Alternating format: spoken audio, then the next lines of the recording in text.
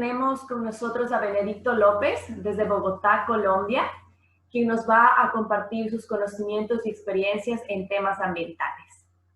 Benedicto es ingeniero industrial de profesión con sólidos fundamentos técnicos y mucha experiencia en áreas de gestión estratégica, calidad, seguridad y salud ocupacional, medio ambiente, el cual se ha desempeñado en empresas del sector hidrocarburífero, transporte, construcción, el sector farmacéutico, entre otros.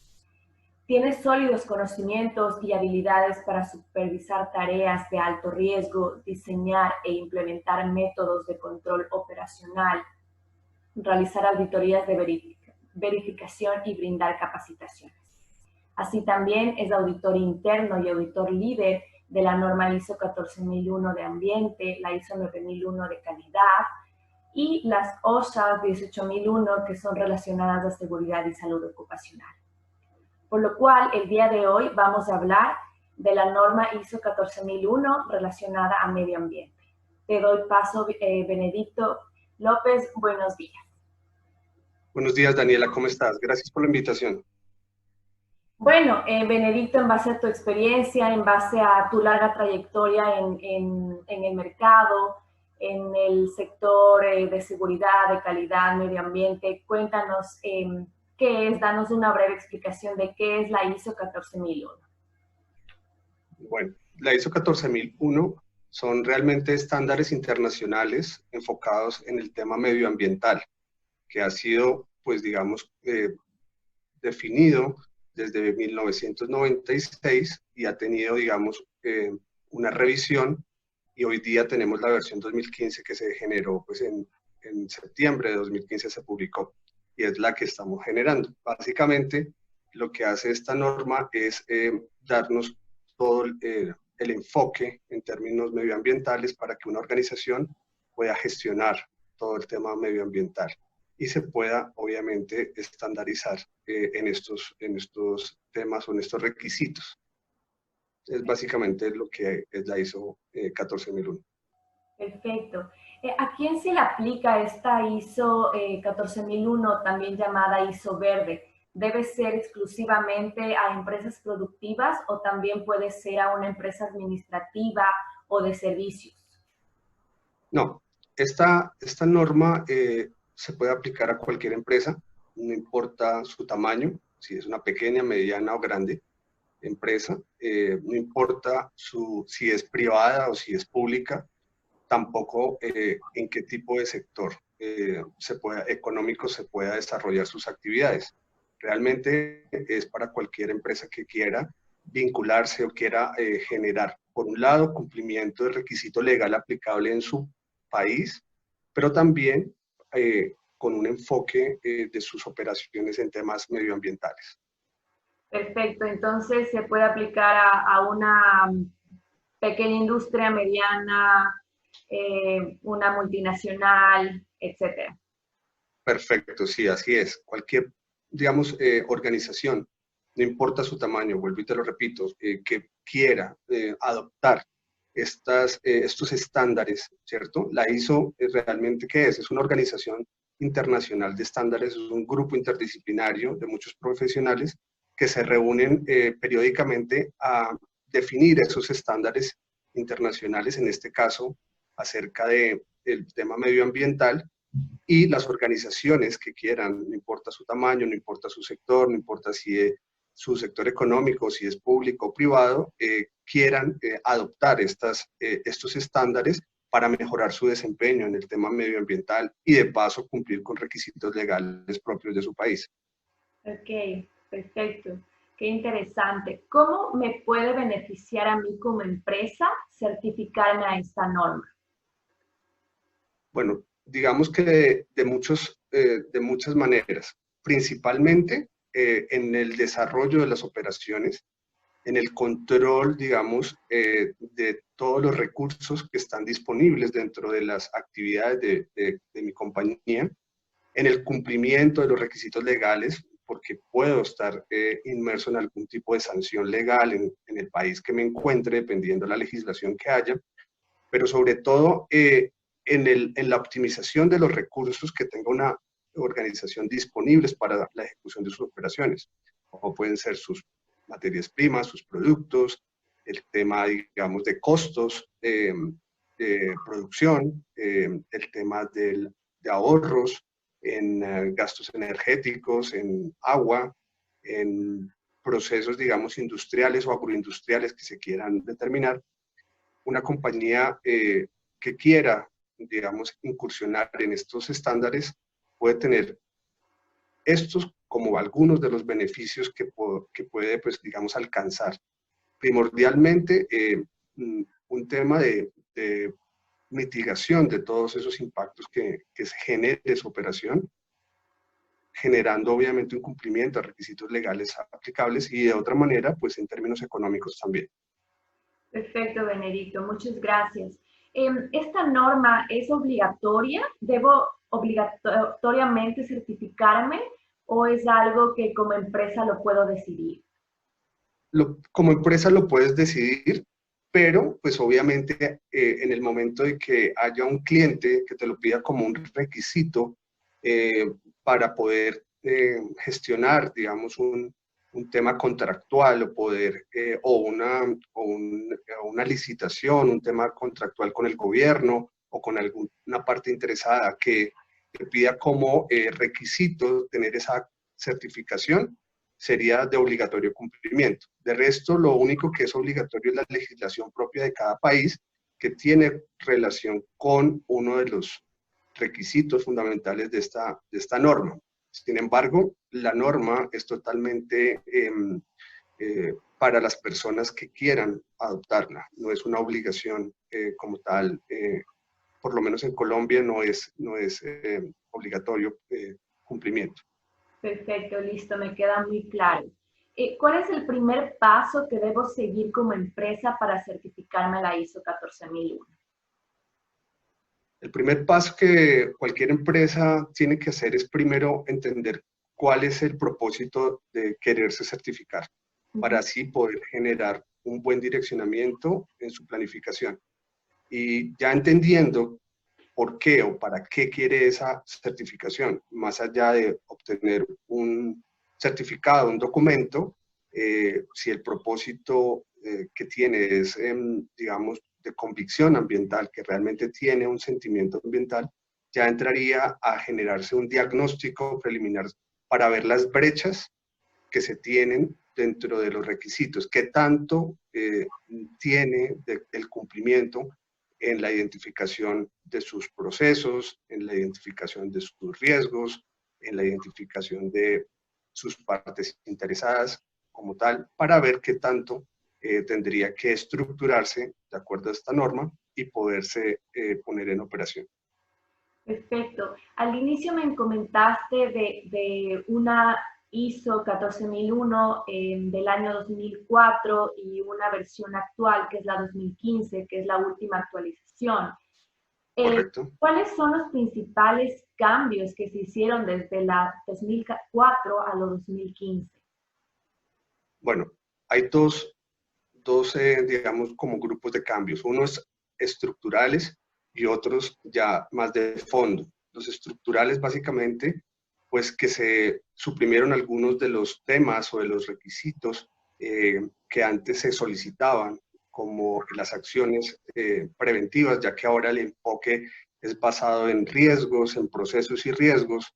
Se incluyeron, digamos, en la planificación temas de contexto, ¿cierto? Que antes no se tenía, para poder identificar bien esa planificación a través de las partes interesadas, de obviamente todo lo que conlleva a esa organización en sus actividades.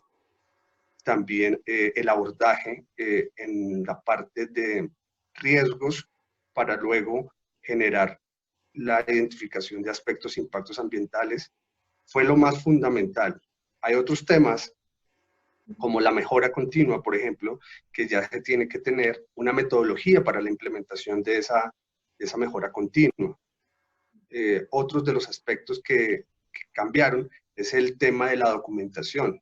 Antes se tenía como unos requisitos, unos procedimientos específicos de control documental, y de todo el proceso de gestión documental. Y en esta nueva norma lo que hace es ser más flexible y se habla ya desde información documentada, que puede ser en cualquier presentación, medios, audios, puede ser fotos, videos, para poder documentar esa planificación, esa operación de todos los requisitos. Por otro lado, el tema de liderazgo y compromiso gerencial, también hay un aspecto de cambio, y es que ya no es un solo el responsable de este sistema, sino que la alta dirección y en particular toda la organización tiene que tener un compromiso mayor con el sistema, en este caso en su implementación, seguimiento y control. Perfecto, sí. Me parece excelente que en la nueva autorización se le considera como pilar fundamental a la alta dirección, porque el anterior ISO se le daba toda la responsabilidad a la persona de gestión ambiental como tal, pero sí, ¿quién más para liderar y estar a cargo del proceso de certificación que la alta dirección? Me parece muy bien. Mencióname así brevemente algunos de los riesgos o impactos que una empresa puede tener y que le puedan perjudicar al momento de querer certificarse a la norma. Bueno, uno de los, digamos, como más comunes es todo el tema de los productos que manejan como materias primas o insumos que puedan generar un fuerte impacto al ambiente, llámese por vertimientos, por emisiones de gases o por cualquier tema que genere impacto dentro de las locaciones que se generen, todo lo que tiene que ver con los residuos. Sean orgánicos, no inorgánicos, peligrosos, son los que comúnmente tienen las compañías, y de pronto parecería para algunas, sobre todo cuando tú me hablabas al principio de los tamaños de empresas administrativas, por ejemplo, donde es una oficina con 3 o 4 personas, y hablar, por ejemplo, de residuos y de residuos peligrosos, casi que sería como algo muy distante para estas compañías. Y realmente pues es más común y es más evidente de lo que se pudiera pensar, dado que, por ejemplo, en una oficina se utilizan impresoras con toners, que son productos que cuando ya se genera su vida útil, si no se disponen bien, son altamente contaminantes y peligrosos. El caso de las luminarias, el caso de los ganchos de cocedora, el tema de los componentes electrónicos. Todos estos son productos que cuando terminan su vida útil y requieren ya una disposición final, si no se hace adecuadamente, son altamente contaminantes. Entonces, esto es uno de los temas primordiales que cualquier organización puede identificar fácilmente. Perfecto. Tú como experto, ¿recomiendas que una empresa antes de certificarse a la norma ISO deba realizarse una auditoría interna, deba contratar un grupo de expertos para que la autoevalúe antes de ya contratar al equipo técnico que le va a dar la certificación de la norma ISO? Pues más allá, más que una auditoría, inicialmente cuando una empresa está, digamos, de ceros o que quiere apenas incursionar, es un diagnóstico de brechas que se denomina. Y estas brechas son esos gaps, esos temas que me pueden estar distanciando de poder dar cumplimiento. Entonces, lo que uno recomienda es que se haga un diagnóstico de cómo está la compañía en los diferentes aspectos de la norma, para ver qué tan lejos o qué tan cerca estaría de ya entrar a contratar un grupo o una persona o una compañía que le ayude a hacer todo el proceso de diseño e implementación, para posteriormente sí llegar a una auditoría. Porque pues digamos que en principio, a menos de que ya tengan unos avances, a menos de que ya tengan un proceso adelantado en esta materia, pues no recomendaría hacer una auditoría, porque tendría pues obviamente un costo mayor y no generaría, digamos, como las expectativas, digamos, que un cliente necesitaría, ¿sí? Porque lo que necesita es saber qué tan lejos está de poder llegar a implementar una norma como esta.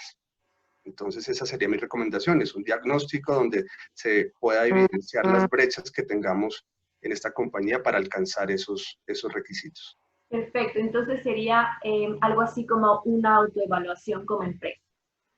Exacto, digamos como una En los autoevaluación. proyectos, actividades. Exacto. De ejemplo, si tienen estructurados, por ejemplo, los procesos. En esta nueva norma, se cambia es precisamente ese enfoque en procesos y riesgos para después identificar esos aspectos e impactos. Entonces, lo primero que uno tiene que ver en una organización es si tiene estructurados sus procesos, si están claramente definidos, si tiene, unos responsables en cada uno de estos procesos que permita generar esta identificación como tal de esos riesgos para después generar ese abordaje, digamos, y tratamiento para mitigarlos. Entonces, es importante saber qué tan estructurado. Ahora, otro de los cambios, volviendo un poco a la pregunta que me hiciste hace un momento, en cuanto a los cambios de esta nueva norma, es precisamente el alineamiento en la estrategia corporativa de la compañía. Entonces, en este caso, si una empresa tiene una estrategia corporativa donde ya tiene una misión, una visión, unos objetivos corporativos, esta norma, al igual que las demás ISO en sus nuevas versiones, lo que hacen es alinearse a esa digamos, perspectiva. Saber que sí está totalmente identificada la estrategia corporativa con esta norma.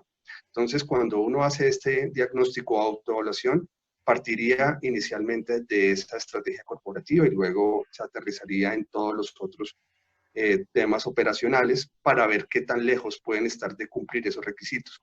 Uno de los principales es ver si tienen claro cuáles son los cumplimientos de requisitos legales aplicables en cada país o en cada región, digamos, donde se materialicen esas operaciones. Perfecto.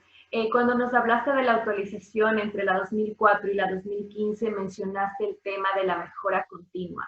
Danos una breve explicación de qué es la mejora continua y por qué este término se ha vuelto tan importante al momento de hablar de procesos y actividades dentro de una empresa. Bueno, la mejora continua refiere específicamente a la evolución, ¿sí? A la dinámica que debe tener cualquier sistema, que no son estáticos, son dinámicos, como todo, pues digamos, en el universo, es bastante dinámico. Entonces, la mejora continua lo que propone es que siempre hay una mejor forma de hacer las cosas, que siempre, así sea un sistema muy bien estructurado, siempre es susceptible de mejorar. O sea, no hay sistemas perfectos, ni en ambiental, ni en la parte en calidad, ni en cualquier tipo de sistema que se quiera analizar. Siempre, por perfecto que sea un sistema, es susceptible de mejora, o sea, de evolución.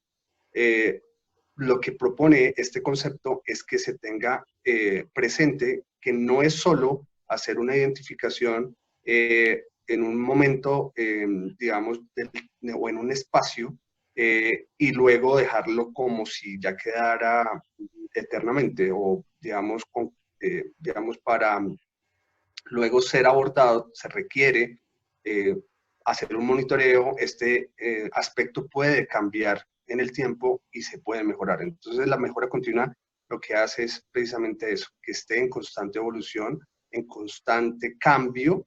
Gestión del cambio también está dentro de este tipo de concepto. Y hoy, en la nueva norma, lo que pide es que esta mejora continua no quede como gaseosa, sino que quede a través de una metodología que hay que definir. Hay una que normalmente se sugiere, que es la gestión avanzada por procesos, el GAP, que lo que busca es que esa mejora continua sea a través de esa metodología, o el Kaizen, por ejemplo, para otros efectos, también es otra metodología sugerida para esa mejora continua, para la evolución como tal de ese sistema. Ok, perfecto. ¿En qué consiste este ciclo PHBA con sus siglas en español? Ok, el ciclo PHBA es el ciclo del señor Edward Deming, que se propone desde la administración, digamos, hace muchos años, y que es aplicable en este tema a los sistemas de gestión, y que es uno de los enfoques primordiales de cualquiera de estas normas internacionales o estos estándares.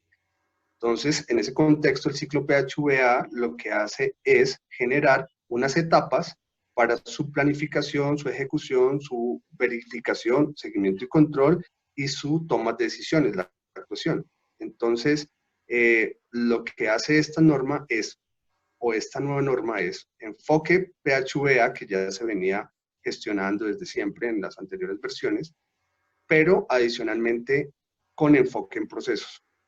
Cada proceso verificado a través de este ciclo, a través de todas las etapas que te acabo de nombrar. Perfecto. Para ir terminando con nuestra ronda de preguntas, tú como experto, ¿qué otra norma recomendarías a una empresa después de ya contar con la norma ISO 14001? Si el interés de su empresa es alinearse a los desarrollos a los objetivos de desarrollo sostenible, perdón. Pues mira, hay una gama de otras normas complementarias a esta ISO 14000 que tienen que ver con, digamos, el tema del agua, por ejemplo, en huella hídrica, ¿cierto? Si es una compañía que, por ejemplo, tiene un gran consumo de este recurso y que de pronto dentro de su proceso pues tiene algunos digamos, inconvenientes o problemas para su mitigación en términos de agua que se debe tratar para poder verter o para poder cumplir legislación asociada al agua. También, obviamente, existen otras como la huella de carbono, que es todo lo que tiene que ver con gases de efecto invernadero. Casi que todas las compañías aplicarían complementariamente a esta otra norma que se quisiera generar. La anterior huella hídrica se complementa con una que es la 14044, que tiene que ver con el ciclo de vida, ¿cierto? De los productos, que incluso uno puede hablar de un ecodiseño, en el caso de algunos productos que quieran tener esa etiqueta, ¿cierto? Donde se garantice que todo su ciclo de producción ha tenido todo un monitoreo y un control en esa parte ambiental, hasta llegar a la parte de sostenibilidad que desde el Acuerdo de París se ha propuesto y que el año pasado, 2019, sale la 14090 a partir del cambio climático. Entonces, mira que todas son complementarias, pero que a partir de la ISO 14000 tú puedes, más allá de certificarse en todas las que te acabo de decir o en algunas otras, puedes ya entrar a definir con gran, digamos, propiedad la base para poder llegar a certificarse en las otras, dependiendo de la preferencia del sector o de los intereses de la organización. Perfecto, Benedicto. Muchísimas gracias. Creo que para todas las personas que van a ver este video, que va a ser de mucho interés, de mucho aporte. Muchas gracias por brindarnos tus conocimientos, gracias por brindarnos toda la experiencia que tienes, y pues vamos a seguir compartiendo videos con temas específicos, con temas ambientales, con temas de calidad, de seguridad y salud ocupacional, que hoy en día son de mucho interés a nivel mundial. Muchas gracias, que tengas un muy buen día. Gracias a ti, gracias por la invitación. Feliz día.